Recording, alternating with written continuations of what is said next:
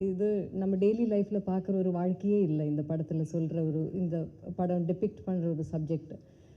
So அதை பற்றி நான் நிறைய ஃபூலிஷான டவுட்ஸ் கேட்டிருக்கேன் மனு கிட்ட. அது டைம் எடுத்து ரொம்ப பேஷண்ட்டாக எனக்கு எக்ஸ்பிளைன் பண்ணி லாஸ்ட்டு ரொம்ப கன்வின்சிங்காக எனக்கு ஒரு கான்ஃபிடென்ஸ் வந்து அதுக்கப்புறம் தான் நான் எஸ் சொன்னேன் இந்த மிஸ்டர் எக்ஸுங்கிற படத்துக்கு. ஸோ தேங்க்யூ மனு for patiently waiting.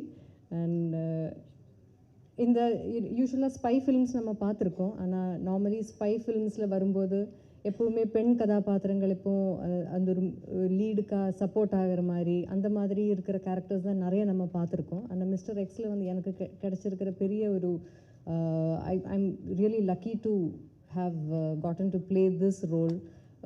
One of the key roles இந்த படத்தில் இருக்கிற ஒவ்வொரு கேரக்டருக்கும் அவரோட ஆர்க் இருக்குது, லேயர்ஸ் இருக்குது, பேக் ஸ்டோரிஸ் இருக்குது. அவங்களோட இம்பார்ட்டன்ஸ் அண்ட் இன்ஃப்ளூயன்ஸ் வந்து இந்த படத்துக்கும் இந்த கதையிலையும் ரொம்ப பிரமாதமாக மனு எழுதியிருக்காரு. And I'm really happy that Manu had this vision and he thought that I would be okay for this role. And I want to thank Prince Pictures and Maverick Films for giving him all this support to bring this film to a scale that this actually deserves.